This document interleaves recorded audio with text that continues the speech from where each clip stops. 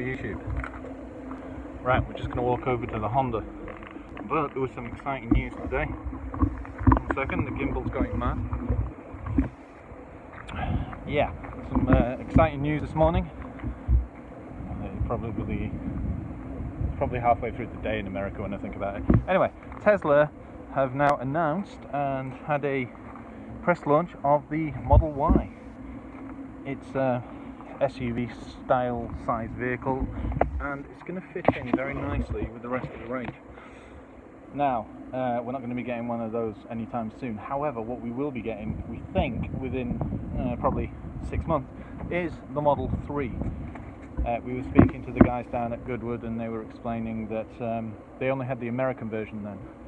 But rather impressive car, very minimalist inside, and it's interesting to see a different screen in that, because it's landscape, and in the S it's portrait. So funky.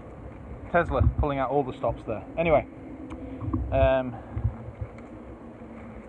the main reason for this update is, I will turn the camera around. The poor old Honda has been sat up now for 5 days, and will be until Tuesday. I was just about to set off the other day, and all of a sudden I heard a large clunk, and I was like, what's that? And when you hear a clunk on anything, you think, uh-oh, there's something going on here. So I went over, had a proper look, shook the wheels, and realised that the front right bearing, which is the driver's side, I think is on its way to dying, collapsing, seizing, you name it. I shook the wheel, and I could just literally shake the wheel on the hub, so it was like bang, bang, bang, bang. So yeah, that has to go in. So it means I've had no call all week. It's really, really weird. I've been kind of just stuck at the house. So, I mean, okay, yeah, it's not a bad place. Hi Jamie, how are you? Thanks for all the great comments on our reviews. Thought we'd just do something a bit more local this time. Michael's down in Nottinghamshire at uni. We've got no car this week, which is rather strange.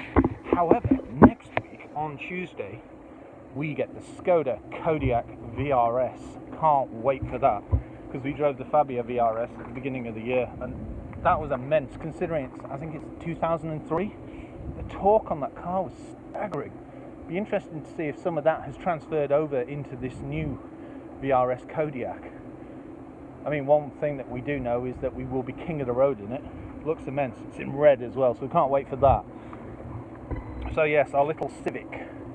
I'm weighing up getting it wrapped with Planet Auto graphics. I know it looks a bit drift car, and kind of isn't, because it's front wheel drive, granted, but it's kind of got that look to it because of the fact that the previous owner decided to slide it down various walls and barns and who knows what.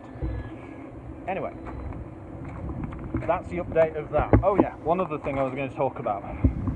Let's turn the camera around again. Now, yes, we really did want to attend Geneva last week, but it didn't really fit in. We had three review cars in 1 week, so you can't really just zip over to Geneva when you've got 3 cars to review, even though we really wanted to. So what we're going to do next year is set up a road trip, and we're going to go over in, I don't know, something interesting. It'd be nice if over the coming year people decide, oh, you should drive this, or you should drive that, or we should go in a crew, or whatever. Anyway, if you've got an idea of what we should take to Geneva next year, give us a shout. Ideally something economical. It'd be nice to go in a quadrifolio or whatever, but let's face it, fuel's going to be quite a challenge when you're travelling from the Lake District all the way to Geneva. Anyway, I'm going to talk about some of the cars that I saw there that I think are going to do extremely well. Some of them are just absolutely crazy.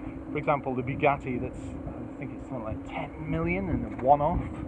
6 exhausts, some ridiculous, I think it's a 16-cylinder engine. Absolutely immense, and will be snapped up, or has been snapped up, like pretty much immediately. I also like the Pininfarina Battista. The Skoda Kamiq looks pretty cool.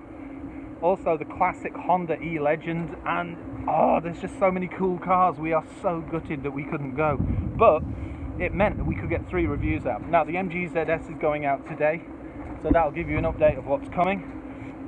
Right, Jamie, I'm trying to get up what just came up. I saw something about CRV. Yeah, we love the CRV. We're quite surprised that it's not actually doing as well as it kind of should be. We're thinking it's the VTEC, because I think most people are going to start going for the diesel, which is quite gutting, because, okay, it's not VTEC of old where you rev to 9,000 and it just sits there on the limiter popping and banging, like you hear from all these EK9s and such, but it still is a damn good, punchy engine, because that's what we loved about the Type R. The Type R is absolutely immense. I mean, realistically, if you drove it every day, when I was talking to the Honda team, they were like, we couldn't drive it every day. Why is that? Because you'd end up breaking so many laws without actually meaning to, because the acceleration is like lightning. Okay, it's something like 5.8, but it's not the 5.8, it's the 0 to 100. It's just quick. I think it's something around 11.5 seconds, which is absolutely immense. Anyway, I'm getting off topic here, aren't I? So, quick update of what's coming up in the coming weeks. We have the Kodiaq VRS next week. Michael will be coming up because Skoda, well, realistically won't let him drive it because it's got a bit of power. So, he's looking forward to when he reaches 25 and 28, because then they'll unleash everything on him and he can't wait. But, I mean, he's 23 and look at the cars he gets to drive on review, so he's not doing badly, is he? We've also got Suzuki Jimny coming up, BMW X5, C5, and some other surprises, but I'll leave that for another day. Thanks for tuning in. Thanks, Jamie. I'll have a look at your comment now and I'll reply. Thanks, guys. Thank you.